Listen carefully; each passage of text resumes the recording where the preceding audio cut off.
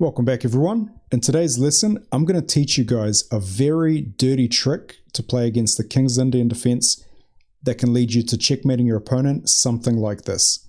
So it starts with d4, knight f6, c4, g6, knight c3, bishop to g7, the King's Indian defense.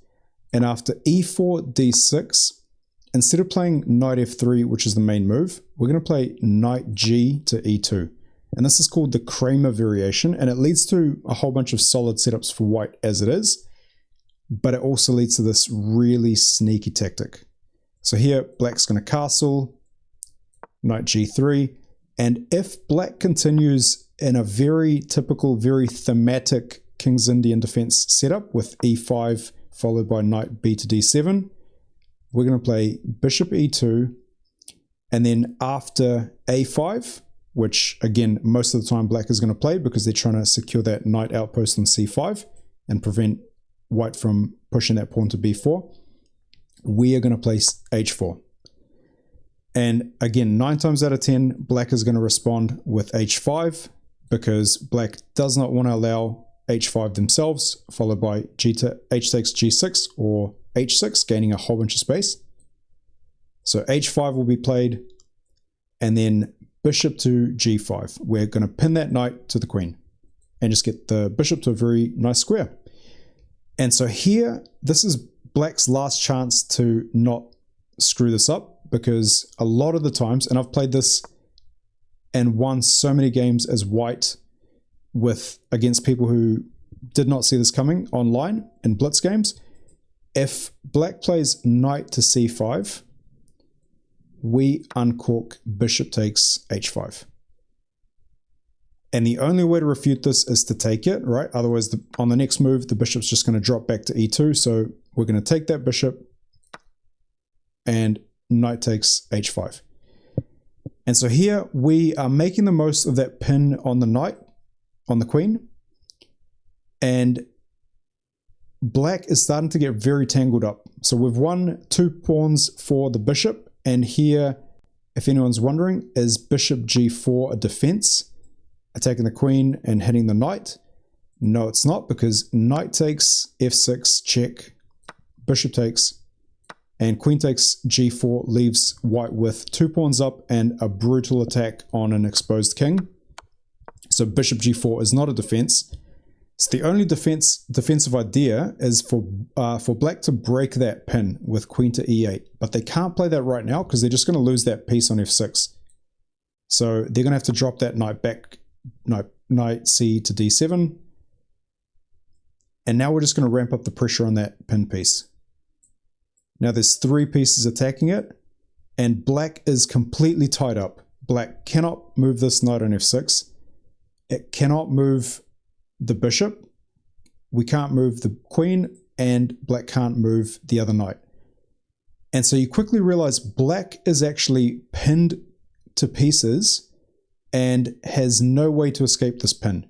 So forever, for the rest of the game, these 4 pieces of black are going to be tied up and cannot move anywhere. And this is why this is so powerful, because here white has so much time. White can do whatever he wants and still maintain an advantage. So let's look at a sample line just to show you guys how to finish this off. Because again, it's one thing to say you can play anything, but let me show you one way to finish the game from here. Rook comes up, a nice little rook lift, rook g8, rook g3. So now we've got pressure on that g file. And here, black again is realizing I don't have any way to move these 4 pieces. I can't get my bishop out.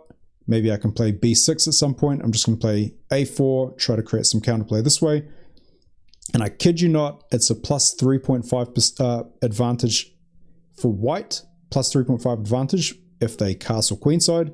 If they play c4, rook to c1, rook to d1, king f1, a whole bunch of stuff. In this case, we're going to play knight to b5, threatening to take that pawn on c7 and making the most of that pin on the f6 knight by removing the defender, which is the queen, if the queen takes the knight back.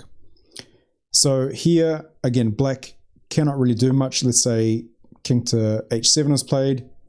we're going to get our king to safety, king f1, because again, black is just completely tied up. King to g1, we have so much time here. b6, maybe trying to protect that c7 pawn with the rook, but we're just going to take it, nice and easy. And then if black doesn't take it, if black doesn't take our knight, we can just move the knight back, and I mean, we're just going to take on d6 next. This is absolutely game over. So let's just see what happens. Queen takes. We're going to play knight takes f6 check, knight takes, bishop takes f6, and now we're threatening queen to h5. So if black played something like rook to a8, I mean, this is game over because queen h5 comes in.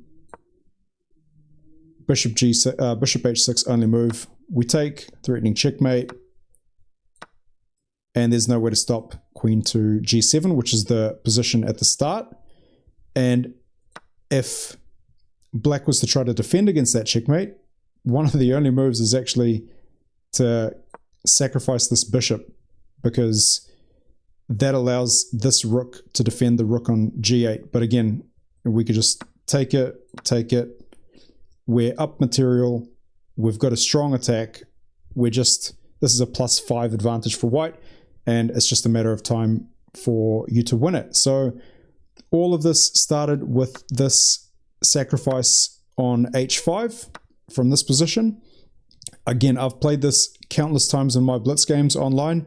I hope you guys find it useful. Just don't play it against me, and I'll see you guys in the next video. Peace out.